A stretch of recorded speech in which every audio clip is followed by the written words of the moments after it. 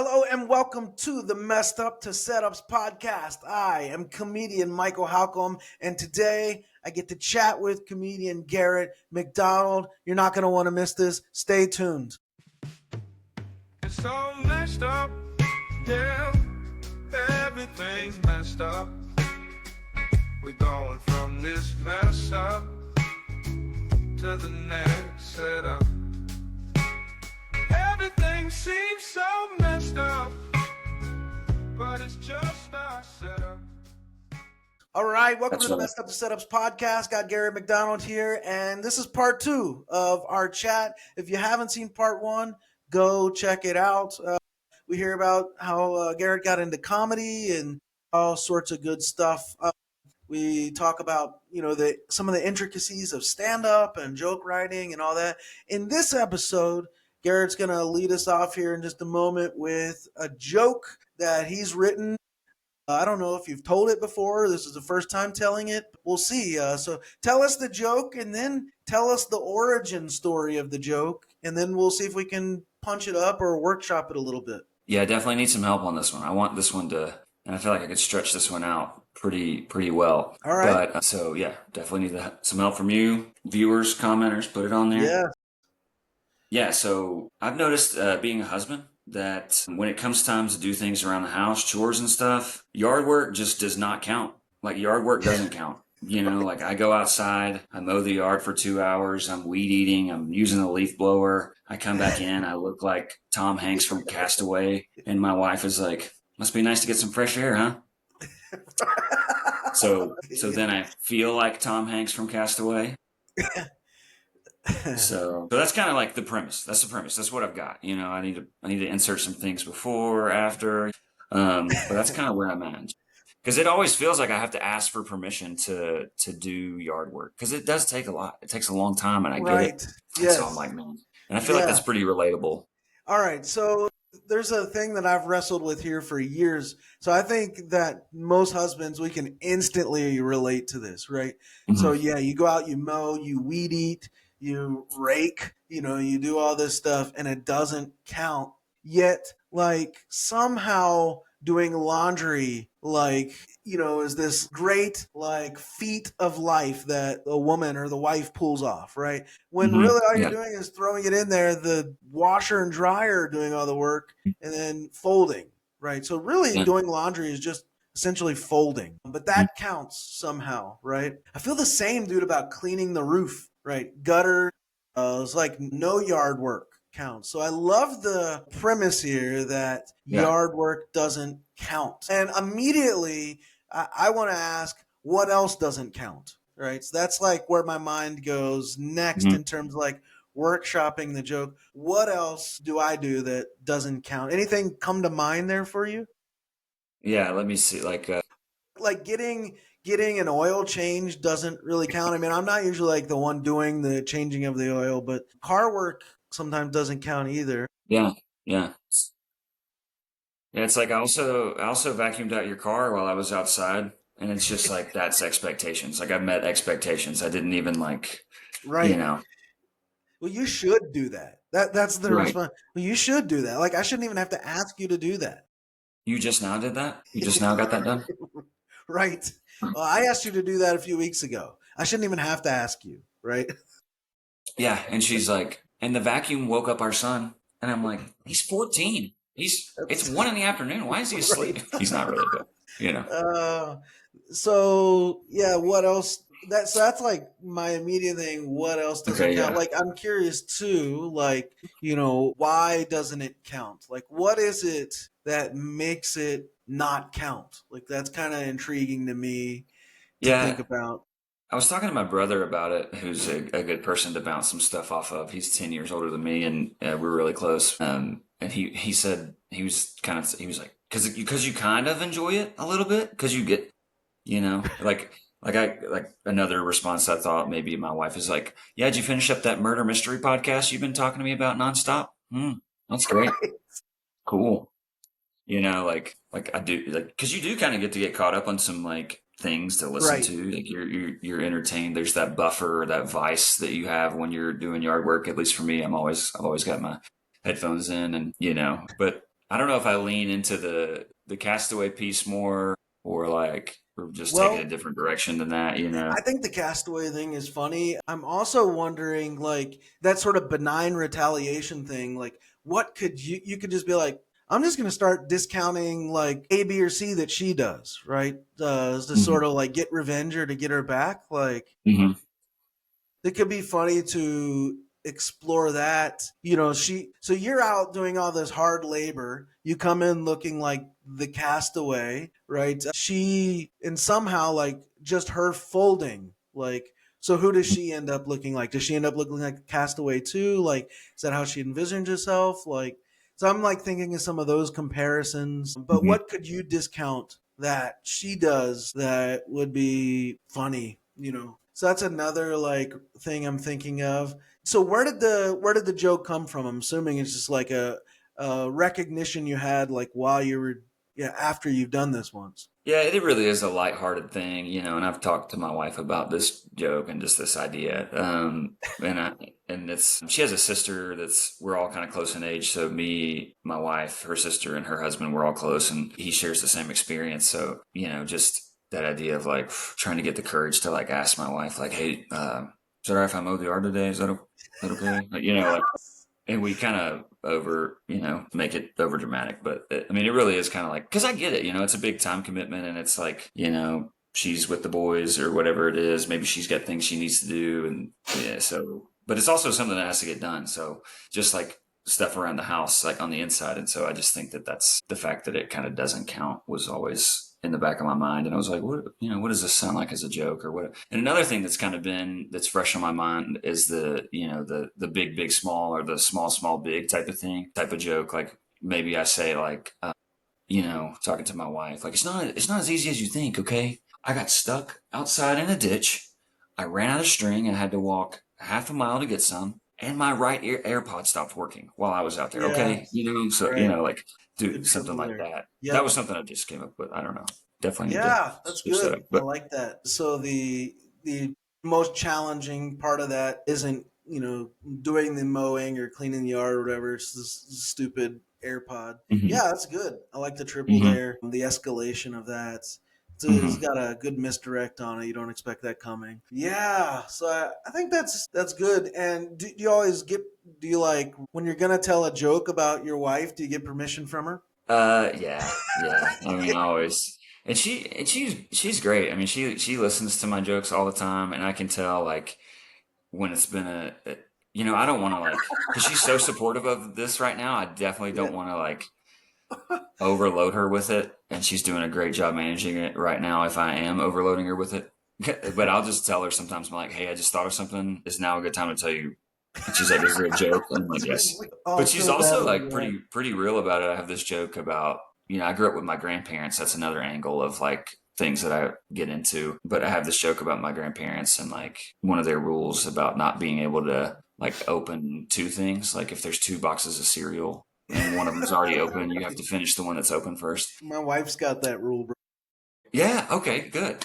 So get your wife to tell my wife that that's a real thing. All right. Cause she's like, Uh, nobody, cause I told her I was going to do a open mic or maybe it was a showcase. I can't remember. And I was like, I think I'm going to do the cereal joke. And my wife just goes, that joke sucks. And I'm like, you know what? I like that joke. Okay. And I did do the joke. So, nice. Yeah, dude, my wife, I can usually, my poor wife, I'm bouncing jokes off her all the time, dude. But hmm I usually can tell if a joke's gonna work live if she laughs at it, right? Because she's my biggest fan, not fan, but supporter, and my biggest critic in a way. Like she's not gonna act like a joke's funny if it's not, right? She's not gonna humor me right. in that way.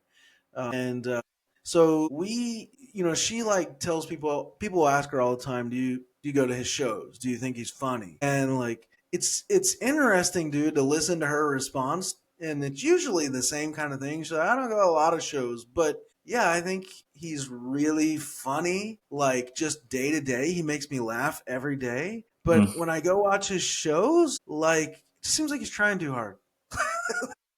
Yeah.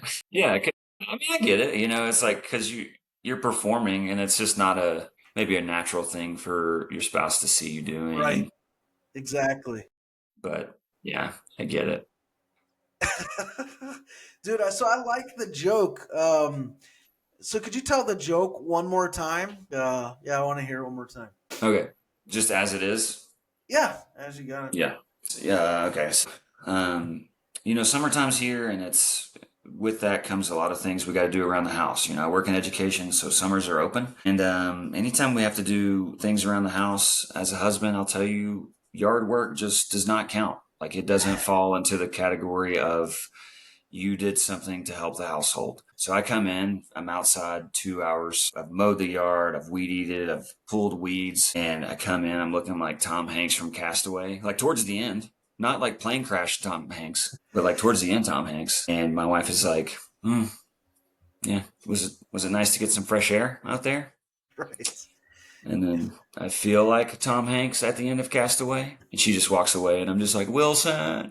That was a part I forgot about. But yeah, that's kind of it. Right And on. I'd like to Yeah. make it longer, obviously, and we talked about some stuff I definitely want to chew on and put in there, and so Yeah, I think, what else doesn't count is a good mhm. question. How could you do benign retaliation here? How could you make things that she does not count? I wonder, could like mother-in-law come over and like do the dishes and it's like the greatest thing in the world, yet you just spent like 3 hours, 4 hours outside and it doesn't count?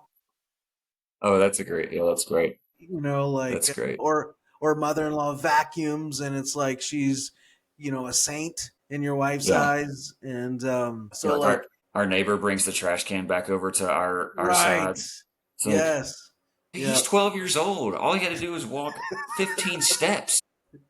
yeah, she You like know, gives him money, he like yeah, brings the can back and she gives him money. that's funny. That's great. Yeah, dude, I think there's some other good angles there that you could work on, definitely. So Mhm. I like the premise a lot, like that the yard work doesn't count. And I think Mhm. there's like a even deeper, like psychological thing going on there, or like relational thing, that like the imbalance in marriage. Like, Mhm.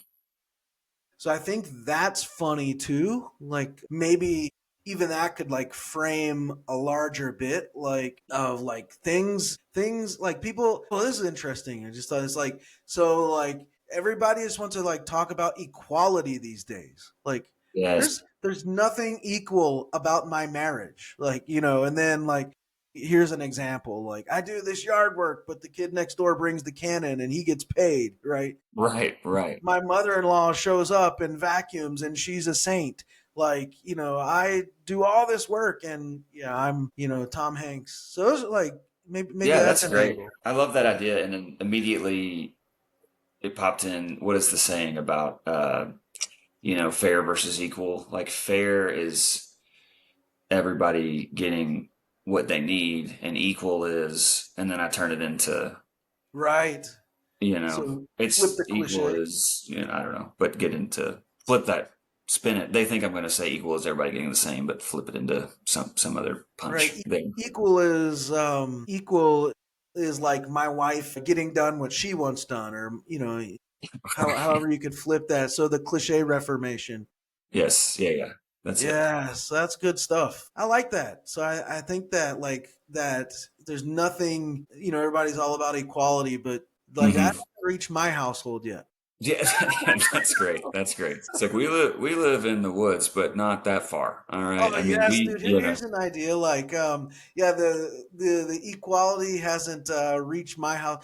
At the front of our street, my mhm. neighbor has a rainbow sign with equality on it. Like at the end in my yard, like I have my wife planted a sign with like a no equality sign, or like what other kind of sign could you have? Like that. That's funny. Like the equality, Right. Like I've got fiber internet at my house. However, you know, the gender stuff at the house it's not right. equalized yet. It's not Yes. made its way. Yes. That, and it's interesting too because it kind of flips the the housewife kind of narrative, right? Hmm. And you have all that talk about like the stay-at-home wife who, she's been suppressed all these years. But Hmm. like, what about you? Like Hmm. I do all this work and there's like no recognition for it, right? It goes totally unnoticed. So I think that's funny, like, yeah, like coming at it from that angle. But yeah, so keep working on that. That's good stuff. Yeah, I definitely will. And shout out to my wife, who I love dearly and would always. And I don't know if we have time to talk about that, but like, do Yeah. you see in like the time that you've done comedy, like, I never want to, like, specifically this joke, like, I never want to punch down at my wife. I love her and care about her, and I don't want her to be um, the the punching bag for my joke, but there's got to be it's leaning on her a little bit and her Yeah. attitude towards the yard work. So like, have you seen any ways to balance that? And I think a big piece of it is just being open with your spouse about the joke, so Yeah, I think the more you can make yourself the victim, the more you legitimize some sort of retaliation, right? So if your wife, like is sort of not the villain, but like the semi-villain or like the villain okay. light, like just framing it in terms of like relationships, like every relationship's this way, dude, right? There's like there's gonna come a tension point in every relationship, and yeah, so I Or yeah, like this, like, okay, maybe this is kind of what you're thinking of. Yard work doesn't count. I come in, my wife is like, must be nice to get some fresh air. And I'm like, well, what have you been doing? And she's like, well, I just registered our son for kindergarten. It was 25 pages. I had to find all these documents. And I was like, our son's starting kindergarten? So it turns it back on me that's that good. like I'm Yes. the goober that doesn't know what's going on. Yeah, yes, our son's going into kindergarten. What? You know how to write? No, our son. I think getting the permission is good, and I think just being transparent about like making sure the dynamic is equal to some degree of you both like getting at each other, I think is the word Yeah, yeah, I'm yeah. looking for. Like if it's out of balance, then you're gonna seem like a jerk, right? Or a Yeah. chauvinist or whatever. Like but if there's a balance there and you're tit for tat kind of thing, Hmm. then it tends to work out. And if you're always somehow the butt of the joke, then it'll work out even better, right? You'll never be accused of probably being the chauvinist or whatever. So I think that's the most important thing. Just like, but dude, everybody knows in marriage, like, dude, there's these Yeah. tension points, and you get pissed off at each other. Like, Hmm. it's so much of comedy comes from that. So yeah, Yeah, and it's great, and it's you know, and kind of like going back to the first plug the first part of this. Go back and watch it, but going back to it, it's like, and you spoke on this a little bit, but I was listening to a pod recently with Derek Stroop, and he was talking about how his act is he's from the South, like, and he's not ashamed of it, and like, this is my act, and I'm right, sticking with it, and like, and I think me being pretty early on in this comedy journey is like, all right, I'm trying to like solidify my act. Is it like school counselor, dad, right. husband, and like those are the three things? Is it like school, or do I make it more observation? You know what I mean? And so right now, those are the things I'm clinging to, are like the things that are the closest to me, which are my job, my wife, and my kids, and then part of that subcategories of like being raised by my grandparents, raised in the South, and all that stuff. Yeah. So. I think there probably is, an overarching voice for each of us. Hmm. But here's something to think about. I was reading a book, I don't know, back towards the start of the year by some English professor, and it was about writing. And in this book, she's talking about when we write, we have multiple voices, and I think that's just as true for stand up, right? Yeah. Like you're just saying, like. I'm a dad. I'm a professor. I'm a Hmm. comedian. I'm a husband. I can preach. I'm a scholar, right? I'm an Yeah. author. So like I have all these voices, Hmm. and I want those voices to speak in to my comedy. And I've talked about this quite a bit on this podcast, and the other podcast I do, the Pro Laugh podcast. Check that out, guys. But like I'm not about like developing an act in the sense of like it's not when I go on stage, it's not who I am. Like it Sure. should be just the thing my wife was saying. Like you try to, right? It should be. I should seem a little different, like a maybe a fraction Hmm. different. But if I have an act, then I have to. It just seems like a lot of work to me to go up on stage and not be who I really am, and like have to Exactly.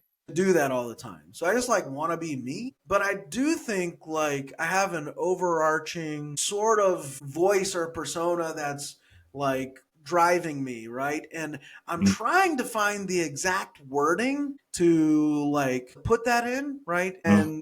And it's changed a little bit over time. So originally I was thinking like, okay, I'm the good guy who always gets screwed over, right? So like that's Yeah. one like area that I was like, working out of, and I think there's a lot of truth to that. But and then like I realized like I'm an easily bothered and inconvenienced dad, right? So like I'm trying to put wording to who am I? Like a nice guy always getting screwed over, good guy always getting screwed over, loyal guy always getting screwed over. So like who is Yeah. it? So that way, when you have a joke, idea, or premise, it's like, Yeah, okay, what does this sound like coming from this part of that's me? right. Yeah. Right. Exactly. And I Yeah. think I've recently landed on the earnest mess. Like that's kind of Mhm. like who I am. I'm like an earnest, honest, loyal, truthful dude. Like that's just who I am. I'm Mhm. super transparent. Mhm. And sometimes, or maybe a lot of the time, like the problems in my life also stem from that. Yeah. Yeah. Yeah. Because I'm so honest, it drives me crazy if I detect the Mhm. least little bit of like dishonesty, or if Yeah. I'm so loyal, like to a fault. Like if you screw me over, I will burn the bridge immediately. Like I will torch it, right? Like that's the kind of guy I am. Yeah. So I'm like, and I'm also I'm an educator. I have 5 degrees. I'm a professor, but I'm also like so trusting that it kind of makes me naive sometimes. So you have this nice tension between like an overeducated guy who's also his naivety gets him in trouble. So like, yeah, I feel like these messes, these messed up things like are often related to my earnestness. So like the earnest mess is like what I've been thinking of lately, and maybe that'll change. I think the persona does change as we change, but I try to boil it down to a 3 word phrase. Another comedian, Mike Lucas, he talks about this as well. His sort of formula for doing this is you say your name. So Michael Halcomb, the blank. And so Gary McDonald, the blank. And right now it would maybe be Michael Halcomb, the earnest mess, you know? Mhm. Yeah. And so a lot of my comedy revolves around the foibles and problems and troubles that I find myself in, often due to my earnest loyalty or earnest honesty or whatever. So that's kind of where I'm at. I don't like the word earnest. That isn't. I don't know, but It it reminds seems you to of like capture. a Yeah. reminds you of like a uppity uncle, you know? Nice. Um, So the but yeah, let me go back to honestness might something. work. You said something that was an absolute bar that I got to remember, and it was really great. You got to put it in all caps somewhere on your website. You said, it seems like a lot of work to go up there and not be who I am. I think that's Mm, so great, and you got to be true to it. And that's the cool part, to swing it all back full circle, about the clean comedy piece to me. Like, and right. it's on a bigger scale. I try to teach my kids these things, and and I'm not saying that what I'm doing is right and what other people are doing is wrong. I'm saying that this is something I'm going to stick true to. The easy thing to do would be to do what everybody else is doing. Right. But like I tell my students all the time, the easy thing and the hard thing are rarely, or the easy Right. thing and the right thing to do are rarely the same thing, Right. And so that's just something that I want to stay true to Right that on, man. and keep going through it, man. It's great. Honest might be best, so you Cool. helped me there. Maybe the honest mess, the transparent mess. That's actually pretty good, right? The transparent mess. Yeah, that's Yeah, could be I mean, could be an awesome superhero. That'd be a yeah, great name for a special. That'd be a great name for a special. yeah. Transparent mess. The transparent mess. Yeah, dude. So I mean, that's where most of my comedy flows out of, just that transparency. So that might Hmm. be it, dude. You might help me. talk through that. So appreciate that. Look at Well, us. let's spend a few minutes trying to do some just on the spot stuff. And Okay. let me share something here. Let me find it. All right, here it is. It should pop up here in a minute if you're watching, and if you're listening, you won't be able to see it, but uh, yeah, you'll still be able to hear. So, all right, so if you go to michaelhalcom.live and click the Joke Writers Lab, the exercises link, you end up here. And I've created all sorts of joke writing exercises to just get the juices flowing for comedians. So we got jokes from headlines. These are things I've coded so they help you write jokes. Jokes from cliches, roasting, lists, fallacies, rhetoric, structures, create setups from punches, finish the setup, acronyms, finish the triple, new rules. So, for example, if you click headlines, um, this is the dynamic news prompt generator. And if I just click generate prompt, I have this built to where it pulls from like, I don't know, half a dozen like newspaper media sites, an actual headline that appeared in the news today. So, for Oh wow. example, Thames water issues, hose pipe ban for 1 million people across 4 counties, right? Or in his own words, how Trump changed his tone on Putin and the war in Ukraine. Inside the conservative campaign that took down a university president. So these are just actual real life prompts or headlines from today, and we're comedians, so we're timed. There's a timer here as well, and you can see it down there. You have a minute here, so I'll generate a prompt and we'll get going. So let's see. Here we go. Here's the headline: German backpack. So we'll alternate here, Garrett. I'll make a joke. You try to make a joke. It doesn't have to be the greatest joke ever. Okay. Just anything works, right? Okay. So German backpacker lost in outback, beyond grateful to be found. He was lost almost as long as one of German's words. The Germans have those long words. So yeah, I don't know. Oh yeah. Stupid Okay. joke. He could not find the restroom after his bloomin' onion. Say it one more time. I lost you there. He couldn't find the restrooms after eating his bloomin' onion. Couldn't find the restrooms Little after little eating a bloomin' onion. little play on German backpacker syllables. lost in outback, beyond grateful to be found. When they interviewed his wife, she said the exact opposite. German backpacker lost in outback, beyond grateful to be found. He felt like he was in a lot of schnitzel. I don't know. Yeah, that's good. Just thinking of like bratwurst. That was my Yeah. next I'm like, do I thing weave to in do. the German piece or the outback piece? Yeah, So exactly. that's good. German backpacker lost in the outback, beyond grateful to be found. Um, when discovered, he was wearing wooden shoes. I don't know. They need to be This sharpened is or something. ridiculous. All right, let's Yeah. try another one. This All one, right. jokes from cliches. So these are just simple cliches that we all know. Join the ranks, and Mm-hmm. we're seeing if we can make a joke based on these. So as far as the eye can see, lighter than air, the love that dare not speak its name, rise and shine. Yeah. So you see, Mm-hmm. banging your head against a brick wall. We'll go with that one. Um, banging your head against a brick wall. Um, let's see. Inmates' favorite yard activity. I don't know. Banging your head against a brick wall was my ex-girlfriend's favorite band. uh, banging your head against a brick wall. Yeah, my wife's favorite pastime. I don't know. Banging my head against the wall.